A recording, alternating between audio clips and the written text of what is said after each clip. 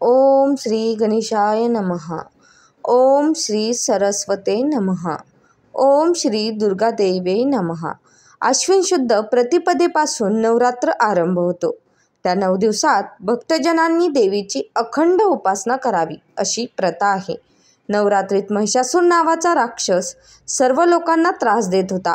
त्याने मोठे तप करून ब्रह्मदेवाकडून वर मागितला की त्याचा वध केवळ स्त्रीच्या हातूनच व्हावा. त्या वराचा दुरुपयोग करून त्याने देव, दानव, मानव यांना छळले. तेव्हा देवांनी एकत्र येऊन अद्भुत तेज निर्माण केले आणि त्या तेजापासून आदिशक्ती महालक्ष्मी देवी प्रकट झाली. देवीने 9 दिवस महिषासुराशी संग्राम केला. अखेरीस 10व्या दिवशी देवीने महिषासुराचा वध करून धर्माचा विजय केला. तो दिवस म्हणजे विजयादशमी. रामायणानुसार या दिवशी श्रीरामांनी रावणाचा वध करून सीतेची सुटका केली. तसेच महाभारतात पांडवांनी वनवासात आपली शस्त्रे शमीच्या झाडाखाली ठेवली होती. वनवास संपल्यानंतर विजयादशमीच्या दिवशी त्यांनी ती शस्त्रे परत काढली आणि युद्धात विजय मिळवला. या कारणाने हा दिवस विजयाचा दिवस मानला जातो. या दिवशी शस्त्रपूजन, वाहनपूजन, शमीपूजन करावे.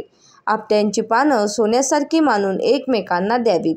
अशा रीतीने हा पवित्र सण धर्माचा अधर्मावर, सत्याचा असत्यावर व चांगुलपणाचा वाईटावर विजय दर्शवणारा आहे. दसऱ्याची सविस्तर कथा. दसरा किंवा विजयादशमीच्या मागे अनेक कथा जोडलेल्या आहेत.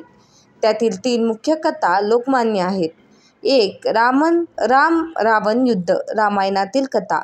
त्रेतायुगात लंकेचा राजा रावणाने सीतेचे हरण केले. प्रभू श्रीरामांनी हनुमान, सुग्रीव, वानरसेना यांच्या मदतीने लंकेवर चाल करून गेले. नवरात्रीच्या 9 दिवसात रामाने देवी दुर्गेची उपासना केली. 10व्या दिवशी राम आणि रावण यांच्यात भीषण युद्ध झाले. शेवटी रामाने रावणाचा वध करून धर्माचा विजय साधला. हा दिवस म्हणजे असत्यावर सत्याचा विजय म्हणून विजयादशमी साजरी केली जाते. 2. महिषासुरमर्दिनी. देवी दुर्गेची कथा. महिषासूर नावाचा राक्षस फार बलाढ्य होता. त्याने कठोर तप करून ब्रह्मदेवाकडून वर मिळवला की त्याला कोणीही देवदानव मारू शकणार नाही. फक्त स्त्रीच्या हातूनच त्याचा वध होईल. मग त्याने स्वर्गलोक जिंकून देवांना छळायला सुरुवात केली.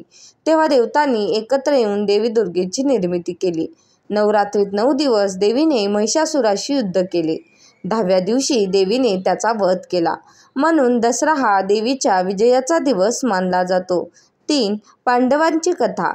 महाभारतातील प्रसंग. पांडवांना 13 वर्षाचा वनवास होता. त्या काळात त्यांनी आपली शस्त्रे एका शमीच्या झाडाखाली लपवून ठेवली.